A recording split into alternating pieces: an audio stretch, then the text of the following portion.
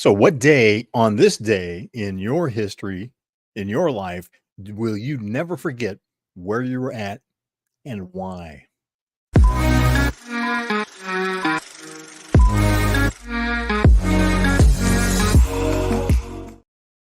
Hey, welcome to Wolf's Watch. I'm Wolf, and today we are watching the history of this day, October 20th. And this is 2023, but is there a day on October 20th that you'll never forget where you were at, and why is that? For example, I'll never forget where I was at on this day in 1977 because that was when this horrible announcement came over the radio that the plane flying Leonard Skinner to their next tour stop had crashed and was in the Mississippi swamps. I was in the back seat of my parents' car. They had my mom and my dad had picked my date and I up at an event that we had been at. And I still was young enough, didn't have a driver's license, old enough that was allowed to escort a gal to a social event. And and those words came over the radio, and I was just like, how tragic. Things like that happen. It's just maybe it was it wasn't on this day, but a lot of people remember where they were when they heard that, John Lennon had been shot. Or where people were when they got the news of the 9/11 attack in New York and Washington, D.C. But on this particular day, it was Leonard Skinner. And an amazing thing, many years later, I got to hear someone speak at an event that was very close friends, had crewed with the band, was not talent, but had crewed with the band, was very close friends with band members still to this day. And and he talked about how that was the last flight they were going to take on that plane because the planes had run its course. It was time to retire it for a more modern plane to travel in. And, that one last flight was just one too many. Where in your business are you doing just that one too many before making a change? Oh my gosh, Victoria, how are you? See, now here's someone that you need to know, an amazing entrepreneur, leader, mom, individual. I could go on and on. She is an incredible person, someone you need to know if you haven't met her yet. Victoria, thanks for being part of the conversation. And this still comes back to, where in your business are you taking things and going, we're going to do this, and then next time we'll. And is that, how often has that not gone the way you wanted? How often has that led to something that would not, that you didn't want to have turn out that way? It's tragedy happens, and there's different levels of tragedy, different levels of disappointment in life.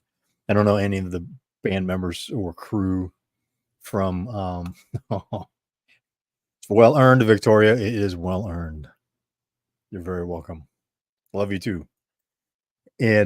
But coming back to Leonard Skinner, it's like, I don't know anybody in the band. I met this one gentleman, and had a chance to very briefly chat with him. Always thank the speaker when you go someplace. If you get the opportunity, always thank the speaker.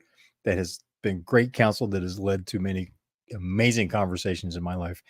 But to hear, all the many years afterwards, nearly, it would have been over 30 years later, to hear about, the relationships that he had with the band, things, he had gotten off the road on touring because he had other interests, and plus it's just a punishing lifestyle to live on the road. Until I had met my friend Craig Duswalt, who had toured with Guns N' Roses. I never really thought about the fact that when you see bands doing these major international tours, they're on the road for years for that particular tour, because they're going around the world to support whatever album they released. That could be a 1 year to 4 year tour. It's a grueling lifestyle.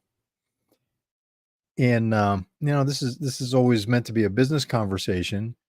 So where in your business are you having that kind of grueling tour that leads to those kinds of errors in judgment? Hey, you know what? We need to retire this piece of equipment. We need to retire this product, this service that may have helped launch the company, but now is no longer profitable. or is no longer one of the most profitable. And even though it's still profitable, we need to stop doing it because there's other opportunities to pursue. And that ties into, how do you increase your sales? How do you increase your profits so that you can continue to provide and create exceptional opportunities for your customers, for your team, for everyone involved? And there's only three ways to do that, right? You either got to increase sales, you have to increase the profit per sale, or you have to increase the profit that you keep after you make the sale, right? Profitability in-house. And this is really about an operations aspect, profitability in-house. Yeah, isn't that amazing, Victoria? That they can be on the road for that long, for a year plus, multiple years at a time, touring around the world. Crazy. Didn't know that, didn't know that, and a great correlation to bringing it back to business. Thank you. Because a lot of times it's just, we have things run for a long, long time in our business. So as you're growing your business, coming back to the profitability, what is it that needs to be changed within your business in order to increase that profit margin, right? It's tough enough to make a sale. It's also very hard to hang on to those dollars once the sale's been made, right? And right now, this has been another season for several years since the Great Lockdown, where we've seen inflation eating away at sales. We've seen increases in salaries, and talented people that work on your team, that are part of your team, absolutely need to be compensated for that at the highest possible level, because they're part of the team. They're making it happen for the business overall. And it's looking at, how do you do that? How do you do those three things so that you can continue to reward that awesome team and reward your family, build the lifestyle that you intended to build by starting your business? So something to consider is, where in your business where are there gaps? Where are there activities that creep in over time that are not directly creating customer value? Here's a question to ask. When you look at a task that's being performed or something needs to be done, when you're hopefully mapping out processes step by step, will the customer pay for that particular activity? Because if they don't, then that's something that is costing money in the business that isn't contributing to the profitability of the business, because it's not contributing to customer value. Sometimes we need to do things in business that don't directly contribute to customer value that still need to be done. An example that I use often is, accounting and keeping track of the financials. Does a customer care about accounting and keeping track of the financials? With respect to invoicing them correctly, right? No, they don't. They're not paying for that. They would not pay you to do that activity. However, it needs to be done in order to manage the business, right? Got to know your numbers, got to know the status of the company. You have to have a baseline for there to be any kind of trend on improvement or non-improvement, right? If there's no baseline, how do you know you're improving? If there's no measurement, you can't, by definition, if there's no measurement, you can't have an improvement. How can you improving over what if there's no measurement? So important in operations. Just one question to ask. Now, this is a Friday. Hope you're having an awesome Friday evening. It's evening California time. But just think about that. What do you remember about today or tomorrow, if you wish?